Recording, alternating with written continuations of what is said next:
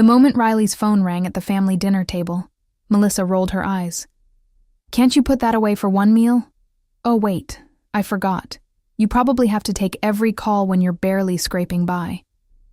The whole family laughed while Riley glanced at the screen. "Barry, building manager." She silenced it, smiled politely, and let Melissa continue mocking her small apartment in Queens. But in exactly 14 days, that same building manager would call Melissa's apartment, say, "I need to speak with the boss," and dial Riley's number right in front of her. Because sometimes the person living in the smallest space owns the entire building, and the person bragging about luxury, they're just a tenant. Riley Chen had learned something powerful in her 8 years in real estate. The people who talk the most about money usually have the least of it, and the people who stay quiet, they're the ones actually building empires. Tonight, at this family dinner where her sister was performing success like a Broadway show, Riley was about to let that lesson play out in the most satisfying way possible. Sometimes you don't need to defend yourself. You just need to wait for the truth to introduce itself. Before we dive into this story, I need you to hit that subscribe button. Because this channel is all about quiet winners and loud losers getting exactly what they deserve. If you love watching people who underestimate others get a reality check, you need to be here for every upload.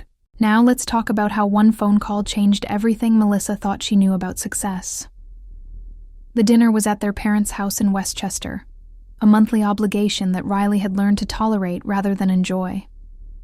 Her mother, Susan, had cooked an elaborate meal, the dining room table set with the good china, everything designed to look perfect for their monthly performance of family harmony. Riley's father, David, sat at the head of the table, more interested in his wine than the conversation. And then there was Melissa, already holding court before the appetizers were even served. "So I was telling Cynthia from the office," Melissa said, her voice carrying that particular tone of bragging disguised as casual conversation, "that Manhattan real estate is just insane right now. I'm so lucky I locked in my lease when I did. 2 bedrooms, hardwood floors, exposed brick. The building has a doorman, a gym, a rooftop terrace with views of the Empire State Building." She took a sip of wine, her diamond bracelet catching the light. "Honestly, I don't know how anyone lives anywhere else once they've experienced real city living." Riley cut her chicken quietly, saying nothing. She'd heard this speech before. Every family dinner for the past 3 years, ever since Melissa had moved into that apartment. "How's your place, Riley?" Melissa asked, her voice dripping with false concern. "Still in that studio in Queens?" "It's fine," Riley said simply. "Meets my needs." "Meets your needs," Melissa repeated with a laugh. "Riley, you're 29 years old. Don't you think it's time to upgrade from a glorified dorm room? I mean, how big is it? 400 square feet?" "About that," Riley confirmed. She could have said 450, but it didn't matter. Melissa wasn't actually asking. "God, I can't even imagine," Melissa continued. "My closet is probably bigger than your entire apartment. Not to be mean, but don't you want more for yourself? Don't you want to actually feel successful?" Susan interrupted gently. "Melissa, Riley's doing fine. She has a job. She's independent." "Mom, I'm not criticizing," Melissa said, though she absolutely was. "I just worry about her. She works in real estate, supposedly, but she's living like a college student. It doesn't exactly scream success, you know?" David looked up from his wine. "What do you do exactly, Riley? Property management or something?" "Something like that," Riley said. She'd stopped explaining years ago. They heard what they wanted to hear anyway. "See, that's the problem," Melissa said, pointing her fork at Riley. "You're so vague about your career. Property management, real estate assistant, whatever it is. Meanwhile, I'm a senior marketing director at a Fortune 500 company. I have a career path, goals, a trajectory. What do you have? A studio apartment in Queens and a job you can't even explain." The critique hung in the air, waiting for Riley to defend herself. She didn't. Just took another bite of chicken, chewed slowly, and let Melissa's words fall flat. I'm just saying, Melissa continued, emboldened by the silence, that you should want more. You should want what I have. Success. Status. A real home, not a shoebox. I work hard for what I have, and it shows. You work. Well, I'm not even sure what you do all day, but it clearly isn't paying off. Riley's phone buzzed in her pocket. She pulled it out, glanced at the screen. Barry again. She'd call him back after dinner. Whatever it was, it could wait. Can you put that away? Melissa snapped. We're having family time. Or is your little side hustle so demanding that you can't disconnect for one meal? Riley silenced the phone and set it face down on the table. Sorry. It was just my building manager. Your building manager? Melissa laughed. Riley, you rent a studio. What kind of building manager calls tenants directly? Don't they usually just slip maintenance notices under the door? It's a small building, Riley said vaguely. He likes to communicate directly. How quaint, Melissa said, her voice thick with condescension. In real buildings? Professional buildings, they have systems, apps, portals, not some handyman calling you personally like your neighbors in a sitcom. Susan tried to change the subject, asking about David's golf game, but Melissa wasn't done. She'd clearly had a few glasses of wine and was feeling expansive, generous with her wisdom. You know what your problem is, Riley. You don't dream big enough. You settled for a tiny apartment in a boring neighborhood because you were afraid to take risks. You work some entry-level real estate job because you're afraid to really compete. Meanwhile, I took risks. I moved to Manhattan. I climbed the corporate ladder. I refused to settle for mediocre. She gestured around the table like she was addressing an audience. And now look at us. I'm living the life in the city and you're living in Queens in a studio apartment, taking calls from your building manager during family dinner. I'm not trying to be harsh. I'm trying to motivate you. You could have more if you just tried harder. Riley looked at her sister. Really looked at her. At the designer dress that probably cost 2 months of Riley's groceries. At the professional blowout that required weekly salon visits. At the nails, the jewelry, the careful construction of success. And she wondered, not for the first time, what Melissa would do if she knew the truth. But she didn't say anything, just smiled and said, You're probably right. That seemed to satisfy Melissa. She leaned back in her chair, victorious, and turned the conversation back to her own accomplishments. Riley tuned out, mentally reviewing the properties that needed attention this week. The HVAC replacement in the Tribeca building, the new tenant applications for the Upper West Side property, the refinancing paperwork for the Brooklyn complex she was closing on next month. Just another week in the life of someone who worked some entry-level real estate job. After dinner, Riley helped her mother clean up while Melissa checked her phone, scrolling through Instagram, probably comparing her life to her friends' carefully curated feeds. Don't take what your sister says too seriously, Susan said quietly, rinsing plates. She doesn't mean to be hurtful. I know. Mom, Riley replied. Because what else could she say? That Melissa absolutely meant to be hurtful? That her sister's entire identity was built on being better than Riley? That Susan had enabled this dynamic for decades by praising Melissa's flashiness and dismissing Riley's quiet competence? Riley drove home to Queens, to her shoebox studio, and finally called Barry back. Sorry I missed your call earlier. What's going on? Just checking about the 14B unit repairs, Barry said. The tenant's been complaining about the bathroom tiles. I got a quote for $3,500. Want me to move forward? Yeah, that's fine. Use the regular contractor. Make sure it's done this week. You got it, boss. By the way, that's the third complaint from 14B this month. Might be a difficult tenant. Riley made a mental note to review the file. 14B. She pulled up her property management app, scrolled to her Manhattan building, the luxury one with the doorman and rooftop terrace, Found Unit 14B. Lessee name, Melissa Chen. Riley stared at the screen for a long moment, then started laughing. She laughed so hard she had to sit down on her bed, tears streaming down her face, because the universe had just handed her the most perfect poetic justice she could have imagined. Her sister, who'd spent dinner mocking Riley's small apartment and mediocre career, was living in Riley's building, paying Riley's mortgage, complaining to Riley's building manager. The irony was so delicious Riley could taste it. If you've ever been underestimated by someone who had no idea what you were really doing, drop the word karma in the comments right now. And listen, what happens next is going to be so satisfying you'll want to share this with everyone who ever doubted you.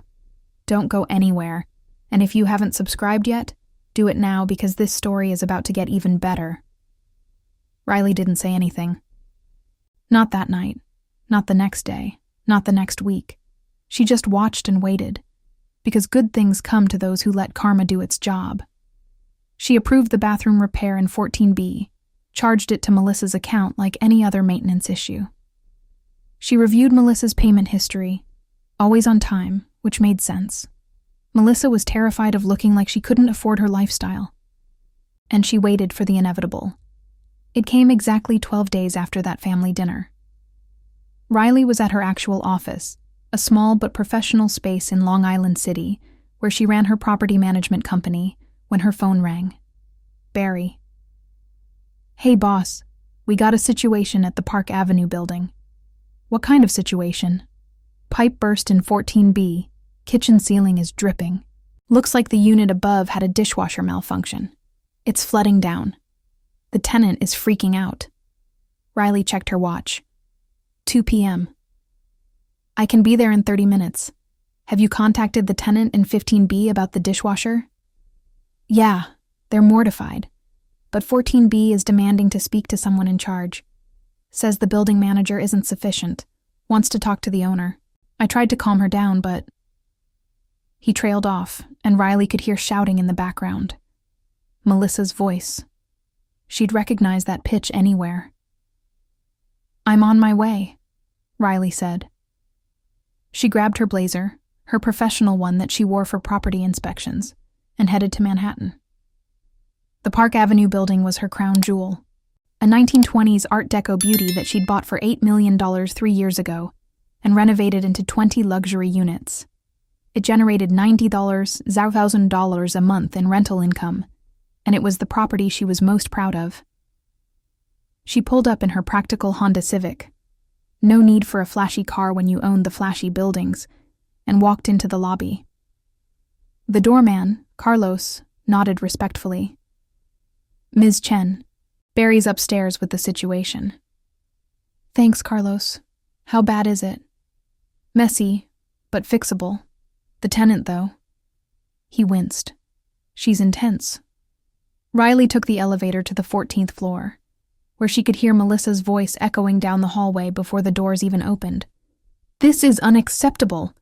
I pay $200 a month for this apartment, and you're telling me I have to deal with water damage? I want to speak to the owner. Right now. I want compensation. I want this fixed immediately. I want..." The elevator doors opened, and Riley stepped out. Melissa was standing in the hallway outside 14B, hair in a messy bun, wearing yoga pants and an expensive sweatshirt, her face red with fury. Barry stood nearby, looking exhausted, and in that moment, when Melissa turned and saw her sister stepping off the elevator in professional attire, her brain couldn't quite compute what was happening. "Riley?" Melissa's voice was confused. "What are you doing here?" "Barry called me," Riley said calmly. "Said there was an emergency with one of my tenants." The hallway went very, very quiet. Melissa blinked. "One of your... what?" Barry looked between the two women, realization dawning.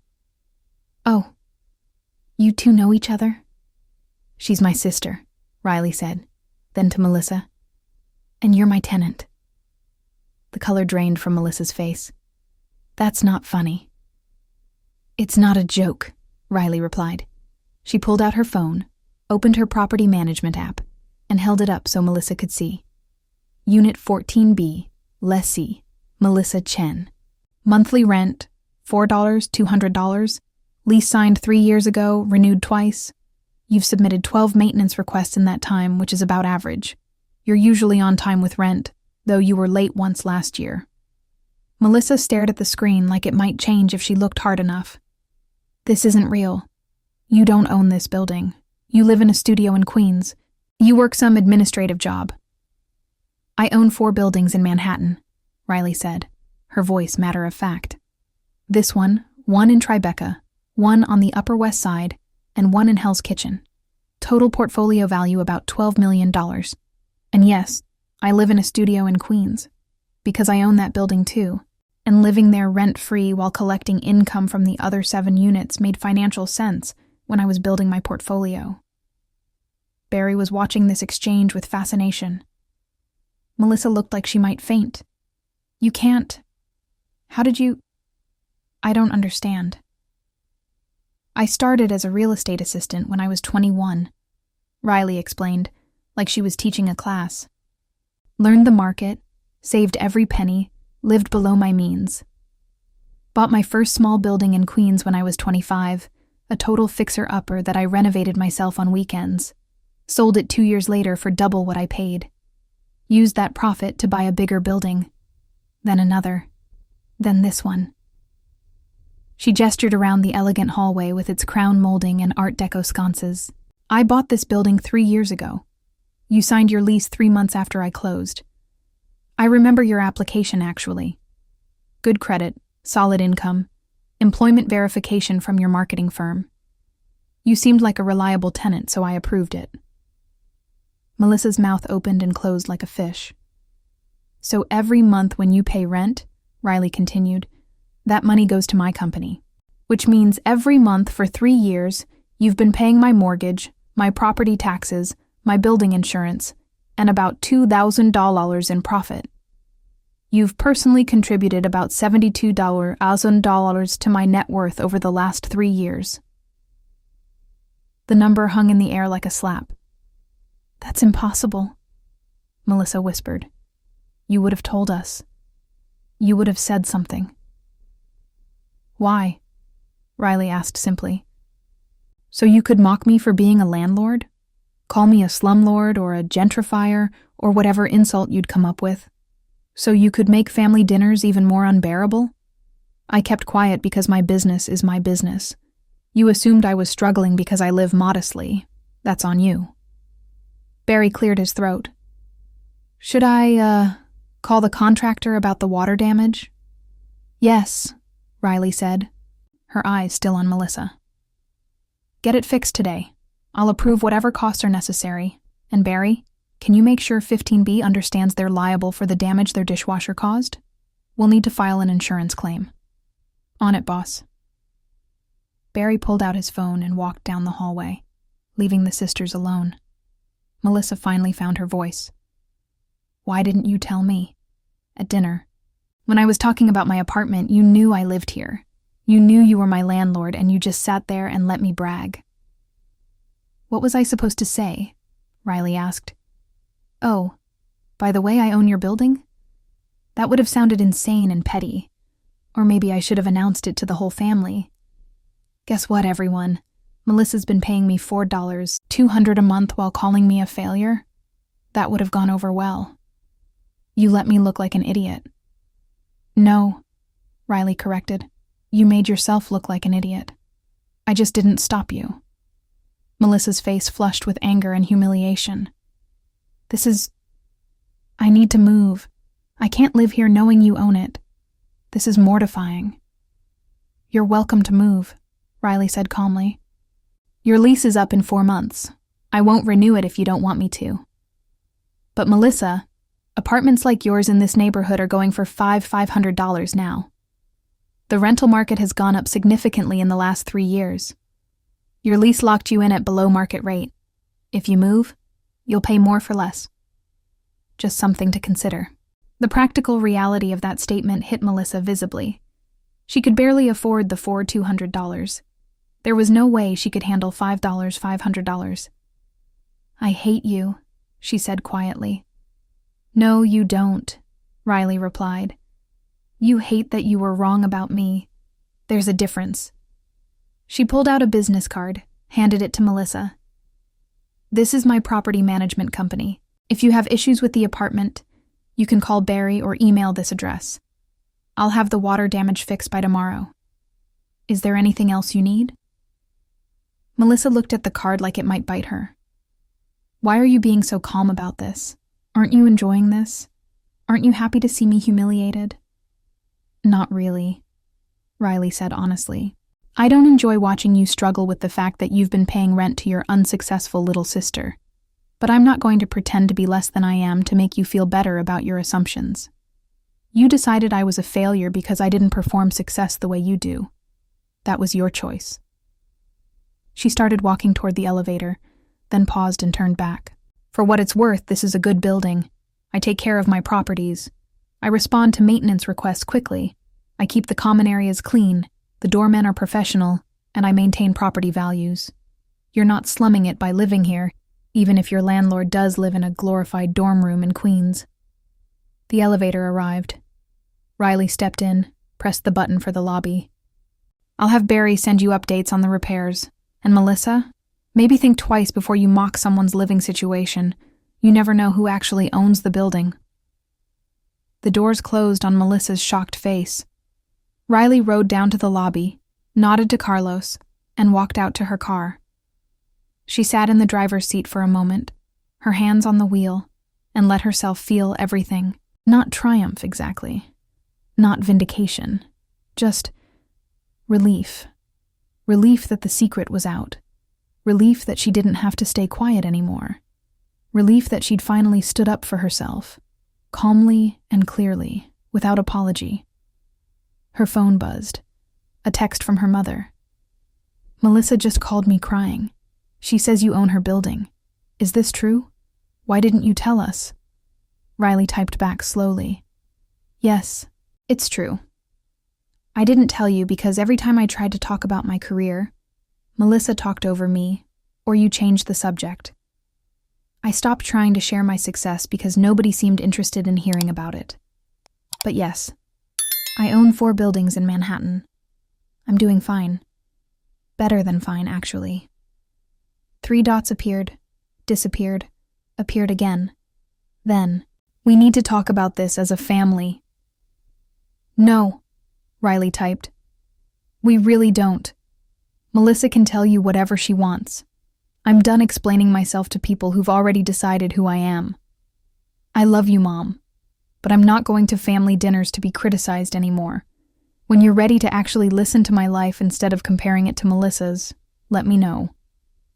She sent the text, put her phone on silent, and drove back to Queens, to her studio apartment that she owned free and clear, to her small space that represented not failure, but strategy, to her home that cost her nothing, while her properties paid her everything. That night, Riley sat in her studio, ate takeout from her favorite Thai place, and pulled up her portfolio spreadsheet. 4 buildings, 87 units total. Monthly rental income, $287,000. Monthly expenses, $189,000. Net monthly profit, $98,000. Annual income, $176 million. She was 29 years old, owned $12 million in real estate with $4 million in equity, and had a net worth that put her in the top 5% of her age group. And she'd done it all while her family thought she was barely scraping by. The irony wasn't lost on her. Over the next few weeks, Riley's family dynamics shifted in ways she'd expected and ways she hadn't. Melissa stopped coming to family dinners. Their mother called repeatedly, trying to smooth things over, which really meant trying to get Riley to apologize for not telling them about her success sooner. Riley's father, surprisingly, called and asked to meet for coffee. They met at a Starbucks in Westchester, awkward and stilted at first, until David finally said, "I owe you an apology. I didn't pay attention. To your career, to your accomplishments, to anything you were building. I just assumed Melissa was the successful one because she was louder about it. She is successful, Riley said fairly. She has a good job, a good salary. She just spends every penny of it on looking successful. There's nothing wrong with that. It's just a different approach. But you, David continued, you built something real, something substantial.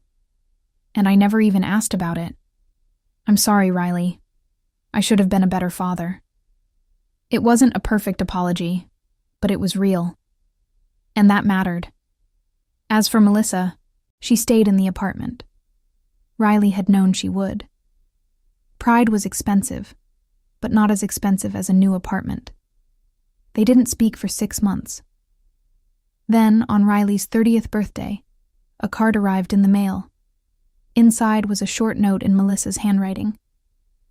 I've been thinking a lot about that day you came to my apartment, about everything I said at that family dinner, about how I treated you for years. And I realized something. I wasn't bragging about my success. I was trying to convince myself I was successful by putting you down. Because deep down, I think I always knew you were doing better than me. You just weren't performing it. And that scared me because it meant I'd been performing for an audience that wasn't even watching. I don't know if you'll forgive me, but I wanted you to know that I see you now. Really see you. And I'm sorry it took me so long. Happy birthday. Melissa. Riley read the card 3 times, then put it in a drawer. She didn't respond right away because she needed time to decide if the apology was enough, if the relationship was worth rebuilding, if she had the energy to let Melissa back into her life after years of criticism and condescension. Eventually, she decided that family was complicated, that people could change, and that holding grudges was heavier than holding space for growth. She texted Melissa, "Thank you for the card. I appreciate the apology. Maybe we can get coffee sometime. Just us. No performances." They met 3 weeks later at a neutral cafe in Brooklyn. It was awkward at first, 2 sisters who barely knew each other trying to figure out if they could be friends. But slowly, over coffee and pastries, they started talking. Really talking. About pressure and expectations. About success and what it actually meant. About how Melissa was drowning in debt trying to maintain an image while Riley was building wealth nobody could see. "Can I ask you something?" Melissa said eventually. "Why do you still live in that studio? You could afford anything. Literally anything. Why stay in Queens in a small apartment when you own buildings in Manhattan?" Riley thought about it. "Because that studio represents who I am when nobody's watching. It's enough. It's comfortable. It's mine. And every dollar I don't spend on impressing people is a dollar I can invest in something that actually builds value. Maybe one day I'll buy a bigger place, but it won't be because I need people to think I'm successful. It'll be because I actually want more space." Melissa nodded slowly. "I think that's the difference between us. Everything I do is about what people think. Everything you do is about what actually matters."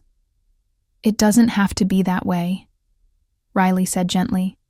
"You could stop performing, stop spending everything to look successful, actually build something real." "I don't know how," Melissa admitted. "I've been doing this so long. I don't know who I am without the performance." And that, Riley realized, was the saddest thing her sister had ever said. They didn't become best friends overnight. The relationship was still complicated, still loaded with years of hurt and misunderstanding. But they were trying, and that was something. Riley kept building her portfolio, bought a 5th building, started mentoring young women interested in real estate investing, spoke at conferences about building wealth quietly and strategically, and every time someone asked her where she lived, she'd smile and say, "A studio in Queens." Because success isn't about the size of your apartment, it's about the size of your assets. And Riley's assets were just fine. Meanwhile, Melissa stayed in 14B, paid her rent on time, stopped complaining so much, and slowly, painfully, started to build a life that was about substance instead of show. She'd never be Riley. But maybe she didn't have to be. Maybe being Melissa, the real Melissa underneath all the performance, was enough. Sometimes the best revenge isn't confrontation. It's just living well and letting the truth speak for itself. Riley had spent years being mocked for her choices. And in the end, those choices had made her a millionaire, while the people mocking her struggled to afford the lives they were pretending to live. The universe has a funny way of balancing things out. You just have to be patient enough to let it work. If this story resonated with you, if you've ever been underestimated by people who had no idea what you were building, drop a comment below, share your story. And if you haven't subscribed yet, what are you waiting for? This channel is full of stories about quiet winners, loud losers, and the beautiful moment when truth reveals itself. Hit that subscribe button and join us for the next incredible story, because success doesn't always look the way people expect, and that's exactly what makes it sweet.